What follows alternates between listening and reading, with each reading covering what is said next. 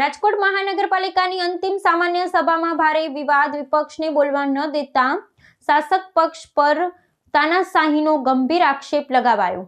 રાજકોટ મહાનગરપાલિકાની વર્તમાન શાસક પાંખની અંતિમ સામાન્ય સભા યોજવામાં આવી હતી। આગામી સ્થાનિક સ્વરાજ્યની ચૂંટણીઓ પૂર્વેની આ છેલ્લી સભા હોવાથી તેમાં શહેરના વિકાસ કાર્યો અને નાગરિકોની સુવિધાના મુદ્દાઓ પર અર્થપૂર્ણ ચર્ચા થવાની અપેક્ષા હતી। જોકે પ્રજાના હિતમાં કામ કરવાના આશયથી મળેલી આ બેઠક લોકશાહી ઢબે ચાલવાને બદલે ભારે વિવાદ અને આક્ષેપબાજીનું કેન્દ્ર બની રહી હતી। આ સામાન્ય સભા દરમિયાન શાસક પક્ષ દ્વારા વિરોધ પક્ષના સભ્યોને પ્રજાકીય પ્રશ્નો કે અન્ય મહત્વના મુદ્દા પર રજૂઆત કરવાની સહેજ પણ તક ન આપવામાં આવી હોવાનો ગંભીર આક્ષેપ ઉઠ્યો છે।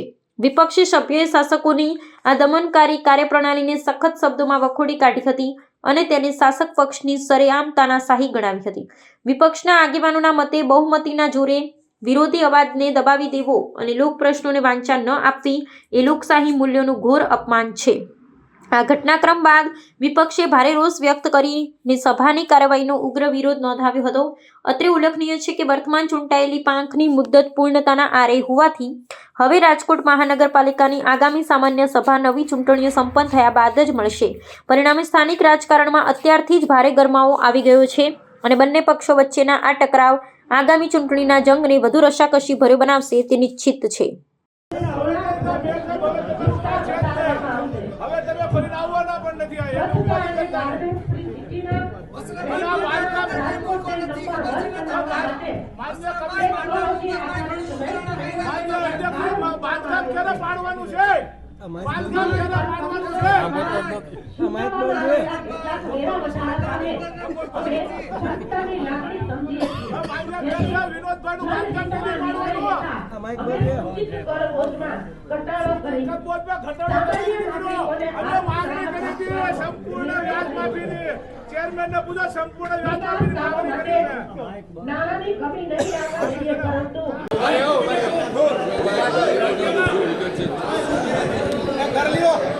રાજકોટ મહાનગરપાલિકાના ભાજપના શાસકો દ્વારા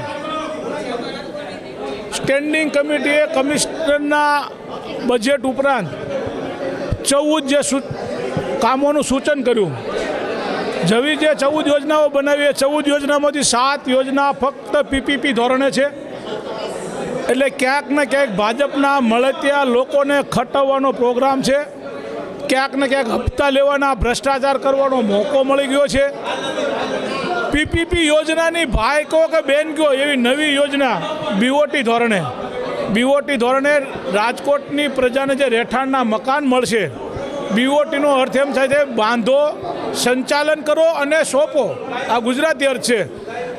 બિલ્ડિંગ બાંધશે, પછી એની પાસેથી પૈસા લેશે, મેન્ટેનન્સના પૈસા લે છે, બાંધકામના પૈસા લે છે, કિંમતના પૈસા લે છે, એની માથે વ્યાજ ચડાવશે, એની માથે નફો લે છે અને પછી 20 વર્ષ કે 25 વર્ષ સ્કીમ મુજબ રાખશે।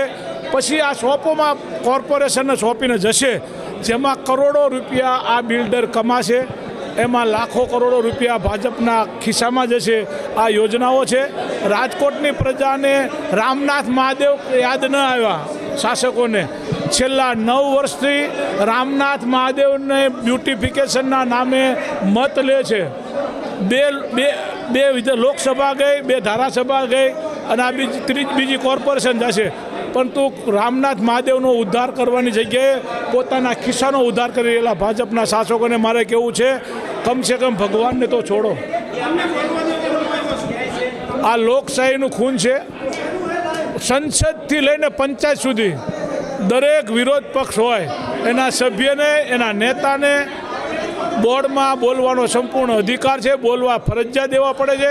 પરંતુ રાજકોટના મેયરને એવી ટેન્શન હતું કે વશરામભાઈ સાગઠિયા ઊભા થશે અને મારા હસબન્ડે કરેલા કૌભાંડો બહાર પાડશે, એટલા માટે મને બોલવા નથી દીધો। એનો આજે જે દાખલો છે, સૂચિતમાં પોતે બાંધકામો બનાવે છે।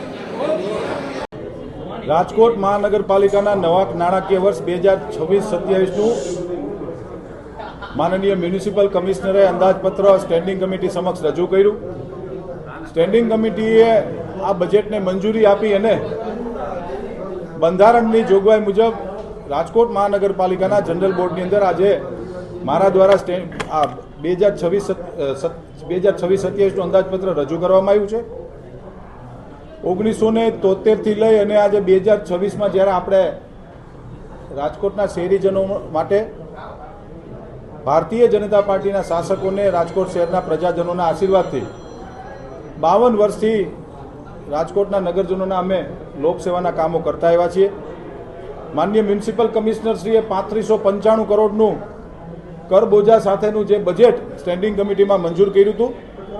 સ્ટેન્ડિંગ કમિટીએ કરબોજો ફગાવીને વધુ સેવાકીય યોજનાઓનો ઉમેરો કરીને આજે રાજકોટ મહાનગરપાલિકાના જનરલ બોર્ડની અંદર કુલ 3604.70 કરોડનું નવા નાણાકીય વર્ષ 2026-27નું અંદાજપત્ર સૌ ભારતીય જનતા પાર્ટીના કોર્પોરેટરશ્રીઓની અધ્યક્ષતાની અંદર આજે આ અંદાજપત્ર મંજૂર કરવામાં આવ્યું છે. આપ સૌ મીડિયાના મિત્રોના માધ્યમથી રાજકોટ શહેરના નગરજનોને હું ખાતરી આપું છું કે આવનારા વર્ષની અંદર જે બજેટની યોજનાઓ છે આ યોજનાઓ તમારા સૌના માટે, આપણા સૌના માટે આ યોજનાઓ અમે લોકો બજેટમાં મૂકતા હોઈએ છીએ અને આનું અનુકરણ કરવા માટેના પણ અમે લોકો પ્રયત્ન કરતા હોઈએ છીએ અને અમે કર્યા પણ છે. આજે ગર્વ સાથે કહેવું પડે છે કે રાજકોટ શહેરમાં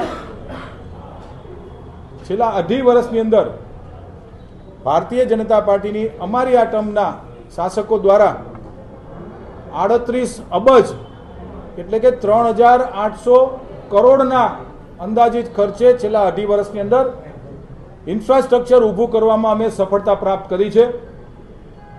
પ્રાથમિક સુવિધાઓની સાથે સાથે 18 વોર્ડની અંદર કોમ્યુનિટી હોલ, આરોગ્ય કેન્દ્ર, પાણીનું નવું સેટઅપ. રાજકોટ શહેરની અંદર છેલ્લા 45 વર્ષથી જે પાણીની પાઇપલાઇન હતી જેમાં ક્યાંક ને ક્યાંક લોકોની ફરિયાદો આવતી હતી કે ગંદા પાણીનું મિશ્રણ થાય છે, એના માટેનું DI pipeline, ductile and iron પાઇપલાઇનનું નેટવર્ક, ડ્રેનેજનું નેટવર્ક, રોડ, રસ્તા, ગાર્ડન, સોલિડ વેસ્ટ મેનેજમેન્ટ દ્વારા ડોર ટુ ડોરની સફાઈના કાર્યક્રમો, અનેક કાર્યક્રમો બાંધકામ ક્ષેત્ર દ્વારા અને રાજકોટ મહાનગરપાલિકાની તમામ શાખાઓ દ્વારા અમે સૌ ભાજપના કાર્યકર્તાઓ રાજકોટના નગરજનો માટે અમે કામ કરાવી શક્યા છીએ, જેનો અમને ખુદને ખૂબ આનંદ છે.